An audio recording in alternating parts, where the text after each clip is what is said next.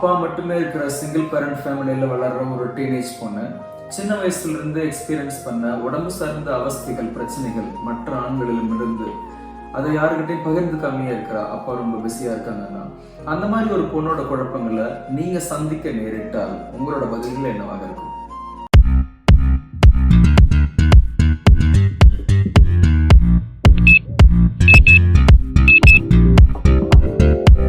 நான் சிறு வயதில் இருக்கும்போது என் அம்மா இறந்து விட்டார்.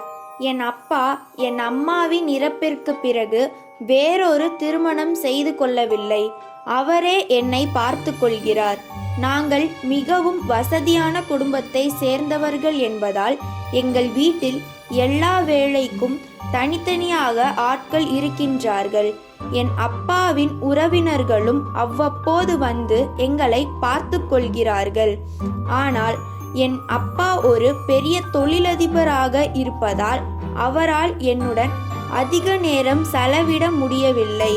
எங்கள் வீட்டில் வேலை செய்யும் சில ஆண்களும் நான் பள்ளிக்கு செல்லும் ஆட்டோவின் ஓட்டுநரும் எங்கள் பள்ளியில் ஒரு ஆசிரியரும் எங்கள் உறவினர்கள் சில ஆண்களும் என்னை பாலியல் சீண்டல் செய்கின்றார்கள்.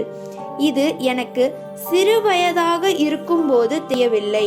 இப்போது அது தவறு என தெரிந்ததும் என்னால் அதை வெளியில் யாரிடமும் சொல்ல முடியாததால் எனக்கு யாரை பார்த்தாலும் கோபமாக வருகிறது. என் அப்பா என் கோபத்திற்கான காரணம் என்ன என்று என்னிடம் பேசக்கூட அவருக்கு நேரம் இல்லாததால் என் கோபத்தை குறைப்பதற்காக என்னை மருத்துவமனைக்கு அழைத்து செல்கிறார். இது எனக்கு மேலும் கோபத்தை தூண்டுகிறது. அவர் என்னிடம் நேரம் செலவிட்டால்தான் நான் என் பிரச்சனையை சொல்ல முடியும். மாறாக நான் கோபப்படுவதால் அவர் மேலும் என் மேல் கோபப்படுகிறார்.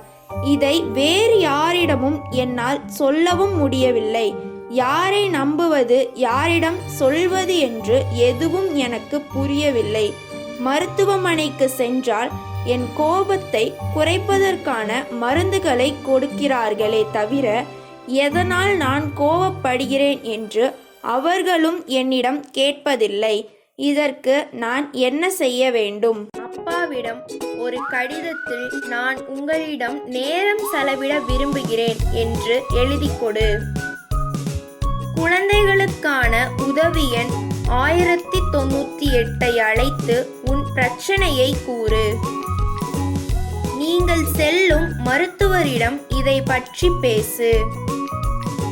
பள்ளியில் உனக்கு இருக்கும் நம்பகமான ஆசிரியரிடம் இதை பற்றி கூறு. என் தோழிகள் இந்த 4 யோசனைகளை கூறியுள்ளார்கள். எனக்கு குழப்பமாக உள்ளது. இத்தனை யோசனை கூறியும் அவள் குழப்பமாக இருக்கிறது என்கிறாள். இப்போது நாம் என்ன செய்வது? நாம் இவர்களிடம் கேட்டு பார்ப்போமா? சரியாக சொன்னாய். இதற்கு இவர்கள் மட்டுமே சரியான யோசனைகளை கூற முடியும். அப்படியானால் அவர்களிடமே கேள். ஃப்ரெண்ட்ஸ், நீங்களோ உங்களை சேர்ந்தவரோ இந்த மாதிரியான சூழ்நிலையில் இருந்தால் என்ன செய்வீர்கள் என்று உங்கள் கருத்துக்களை உங்கள் பெயருடன் கீழே கமெண்ட் செய்யுங்கள். அவ்வாறு யோசனைகளை கமெண்ட் செய்வோருக்கு நாம் என்ன செய்ய போகிறோம்? அதில் சிறந்த 5 யோசனைகள் தேர்ந்தெடுக்கப்பட்டு அதை கூறியவரின் பெயர் நமது வீடியோக்களில் இடம்பெறும்.